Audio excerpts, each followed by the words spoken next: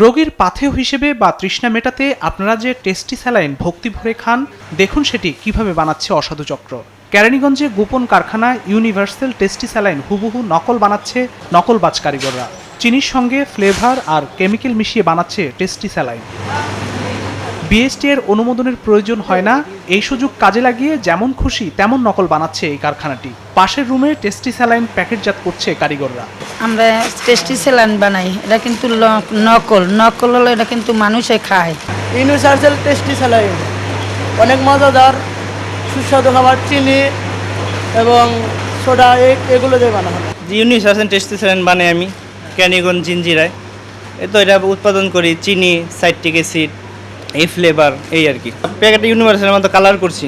হ্যাঁ, বক্সটা নকল করছি আমি, ইউনিভার্সালের মতো আমি নকল করছি। ল্যাব রুম না নেই। জি, এটা আমার ভুল হইতেছে, আমি আর ভুল করবো না। এই টেস্টি স্যালাইন তৈরিতে মোড়ক, প্যাকেট সবকিছু হুবহু নকল করছে ইউনিভার্সাল টেস্টি স্যালাইন নামে। এই নকল স্যালাইনই ছড়িয়ে দিচ্ছে সারা দেশে।